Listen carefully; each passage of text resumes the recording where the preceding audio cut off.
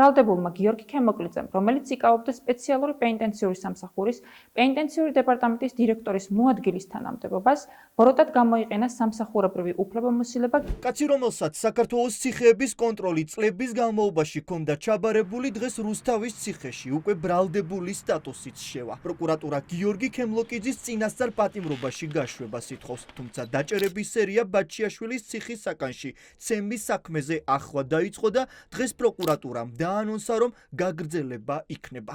პროკურატურის მტკიცებით, ციხეების ყოფილ მაღალჩინოსანს ბაჩიაშვილის საკნის ვიდეო ჩანაწერების წაშროში ციხის ერთ-ერთი თანამშრომელი ეხმარებოდა.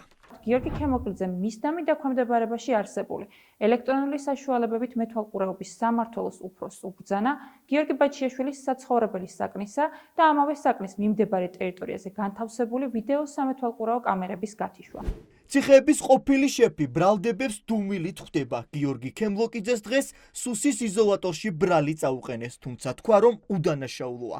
თუ თავს უდანაშაულად მიიჩნევს, მაშინ რა ეჭვი აქვს, რის გამოც ჩასვეს ციხეში. დღეს ციხეების ყოფილმა შეფმა მისი გუნდის წინააღმდეგ საჯაროდ წასვლა ვერ გაბედა. მას წარედგინა ბრალდება, სადაც დააფიქსირა პოზიცია, რომ ის თავს დამნაშავედ არ ცნობს, გამოგვეცა მასალები, რომელიც მრავალტომიანია და საჭიროებს შესწავლას დეტალურად.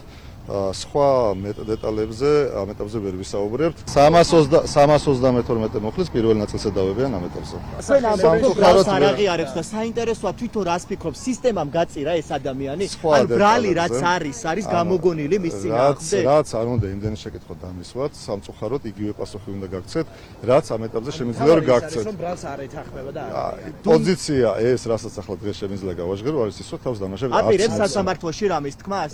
დანარჩენზე მოგვიანებით. ციხეების ერთ-ერთი შეფის დაკავებას წინ უძღოდა გლდანის ციხის შეფის ბურუსით მოცული სიკვდილი. პოლიცია ამტკიცებს, რომ დავით გოგობერიშვილმა თავი მოიკლა. მაშინ ჩდება კითხვა, ვინ ან რა გარემოებამ მიიყვანა თვითმკვლობამდე გოგობერიშვილი. ხომ არ ცდილობდნენ მისგან ზეწოლის გზით ჩვენება ქემლოკიძის წინააღმდეგ მიეცა, ან როგორც ქემლოკიძის თანამზრახველს ხომ არ უპირებდნენ დაკავებას. კითხვები ბევრია, თუმცა ციხეების ექს-შეფის ადვოკატებს ჯერ ამ თემაზე საუბარი არ სურთ. Ერთ-ერთი ამ ეტაპზე რის თქმაც შეგვიძლია არის მის პოზიცია ბრალთან დაკავშირებით.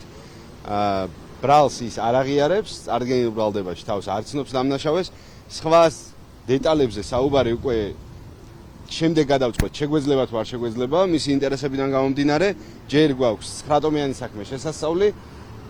დღეს ან ხვალ იქნება აღკვეთქონიზების ხდომა.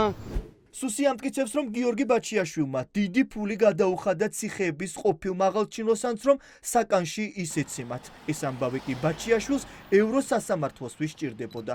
ბაჩიაშვილის ამ სკანდალური ბრალდებების შემდეგ ადვოკატები მასთან პირველად შევიდნენ. აბსურდული თეორიები ასე აფასებს ოლიგარქის მილიარდების ყოფილი მმართველი დინარაძის უწყების გამოძიებას. გიორგი ბაჩიაშვილი აცხადებს, რომ აღნიშნული ბრალდება არის აბსურდული.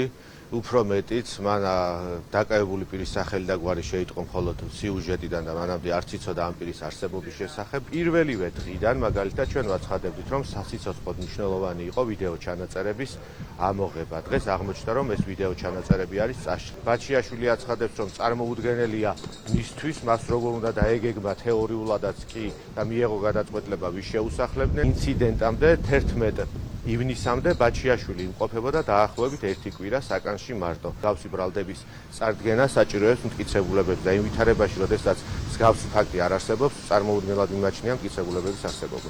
რამდენიმე საათში გახდება ცნობილი, დაარღვევს თუ არა დუმილს ციხეების ყოფილი შეფი და დაასახელებს თუ არა იმ ადამიანებს, რომლებმაც მისი მტკიცებით სისხლის სამართლის საქმე შეუკერეს. ამ წუთებში სასამართლოში მისი საქმის განხილვა იწყება.